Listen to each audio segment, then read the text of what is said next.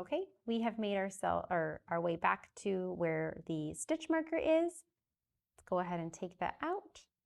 And make sure for this last stitch that you do go into the front loop only. Great. Perfect. We are done with this portion of the coaster. I know this looks a little bit funky, but I also feel like it's a really good way for me to show you how to fix yours if yours comes out this way.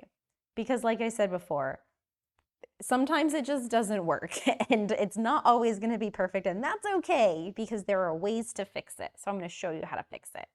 Okay.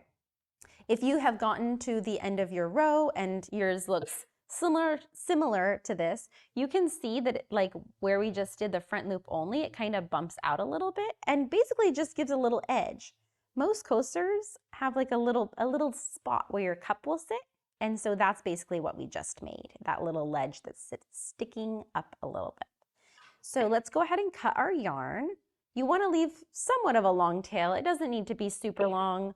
I usually say around 4 inches or so, give or take, but after you cut your yarn, we're going to fasten off. So what you want to do is insert your hook, and I'm doing this to make a nice like cohesive finish, but insert your hook into that next stitch all the way. Go through the front and the back loop. So go through both of the loops.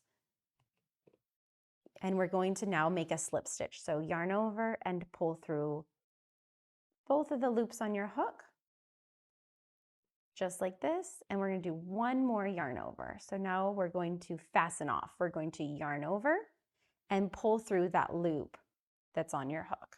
And then pull it all the way out. Grab this and pull it nice and tight. And that just gives you like a nice little finished look at the edge right there.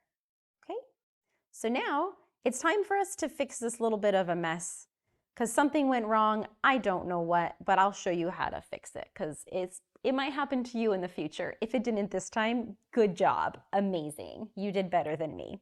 Okay, so now what you want to do is make sure that you have your darning needle. Now everybody has different preferences for darning needles. You might like the really thick ones, and that's totally fine. I just kind of prefer the ones that are smaller. That's just my preference. So go ahead and let's thread the tail for the center of our project.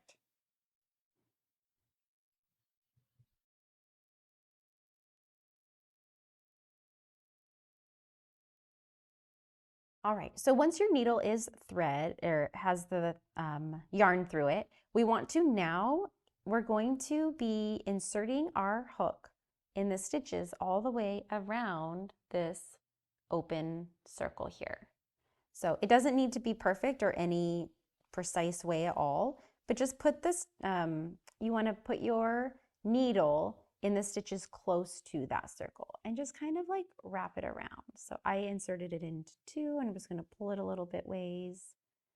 And we're just going to kind of keep weaving our darning needle through these stitches that are right around that center space, that center hole.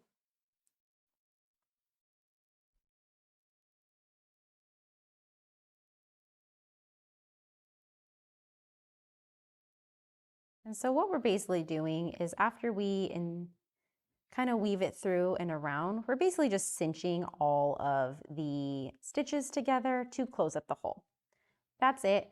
And like I had said before, if this happens to you with like when you're making stuffed animals, you can do the exact same thing before you get too far in.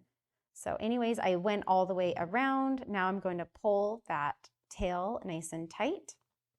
If you turn it around now, that hole is nice and secure, and it looks the way that I was hoping it would look that first time that we pulled it.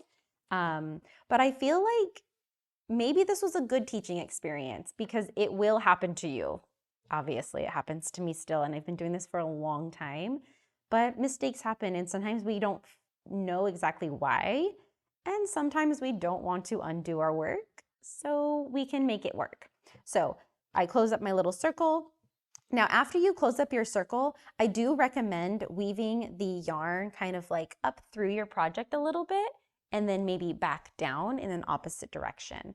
And the reason why I recommend that is because it just really secures your project so that you're less likely to have it fall apart while you're using it, especially if it is something that you want to use on the regular basis. So now I closed up my little hole. I'm going to weave my project or weave my yarn in through my project. So we're just going to kind of put it wherever we feel like it's going. It doesn't have to be perfect. This is the bottom of your coaster, so keep that in mind. But I pulled it that way, and now I'm going to go back into the opposite direction and just kind of put it through these stitches here to hide that tail. Just like that. All right, and then we'll pull it all the way through. So like I said, this is the bottom, so if you want to leave your tail a little bit long, you totally can because no one's really gonna see it except for you. I'm gonna cut mine pretty close to my project. That's just my little preference there, but I just have a tiny little tail. There you go, there's my little tail, and I'm just gonna push it down against my project. Okay. Now we want to do the same thing with the tail from when we fastened off. So go ahead and thread your needle again. I know that hiding our tails can be a little bit of a pain, but it is kind of necessary, especially if you want your work to be on display. Okay, so now what I'm gonna do is I'm gonna basically do the same thing. I'm gonna go from the opposite side though, but I'm gonna just weave the yarn in and out of my project, just to make sure it is not going to fall apart. So I'm going to go down in that direction, just like this. And then I'm going to go back up in this opposite direction, but not all the way to the top because I don't want the little tail to stick out. So I'm going to go a little bit less, just like this. All right. So there we go. You can obviously see this one a little bit more because it's a different color, but that's fine with me. I don't mind. I am going to now cut my yarn. I leave a little bit of a tail, a little fluff there. Okay. So if you would like, your coaster could be finished now, or if you want to, you can add the little frills that go along the outside. That is totally optional. You do not have to do this part if you don't want to. I do recommend probably if you do it, you're probably going to want to double up the strands of yarn, and I'll show you why, because I have made a few of these, and when I did it with the single strands, it doesn't look as full and welcoming, I guess. So this is how mine looked when I did the single strands. It just looks a little hairy. It looks a little wild versus when I did it with the double strands to kind of just like fill in all of those pieces. So that's totally up to you. This is an optional part. If you love your coaster the way it is, you're done. Congratulations. Thanks for being here. I appreciate it. If you want to do the next part, I'll show you how to do it. Okay, so for this next portion, what we're really doing is just cutting little strands of yarn as much as we want them to be. So I've got my yarn here, and I guess we maybe want to measure out and see how long do I want my little fluff things to be. So we kind of measure and get a good idea. Keep in mind that you're probably going to want to trim it up either way. So what I like to do is kind of keep everything even. You could even pick up maybe like a thing like this. Actually, it might make it a lot easier. Similar in size to what you may want, but keep in mind you're probably going to cut it. But what you can do is just wrap your yarn around something tiny. This is just a regular size Post-it note that I'm going to use real quick. Wrap it around like this as many times as you feel like this might be enough. Go ahead and cut your yarn that's attached to your skein. Now, what you want to do is slide this off of your paper. Here we go. you can see that the end of my tail or the end of my yarn is right here. So that's going to be the side that I'm going to cut. So I'm going to hold firmly to the top part of my yarn. Okay, let's move this out of the way. And then get your scissors and go right where that tail is and cut. There we go. We have our little bit of strands there. Now, to place the strands, you want to go through the stitches from the last row. So when I do this, it's optional. You can go through both the V's, both of the loops, or you can do the front one, or you can do the back one. You can kind of play around and see what you like the most. But I'm gonna grab 2 strands now and see how it looks, but we're gonna put 2 strands together just like this, drape it over your hook, and then pull your hook through like this. Now for this, you can use your hook to actually reach around and grab the yarn. And essentially you're creating sort of like a chain. It's actually called a lark's head knot though, but you just kind of pull it through like that.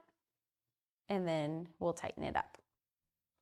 So that's what it looks like.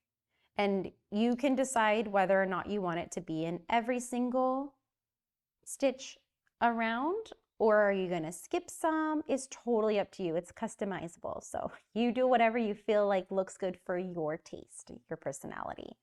So I'm going to go ahead and do every one, but I'm going to insert my hook into that next one. So you watched me do it with my hook previously. For this one, I'm going to show you a little bit different way. So it's similar enough. You put your hook over there, drape the yarn on top, kind of hold your yarn steady, pull your hook through that loop, just like this. Now, like I did before, I reached around with my hook like this and I grabbed all the strands. This time I'm going to do a little bit differently because sometimes it's hard to do that. You can get your fingers and just kind of feed it through. So you would just put the strands of yarn through like this and then pull them through and tighten. So whatever feels best for you, and then you'll just keep doing it over and over again.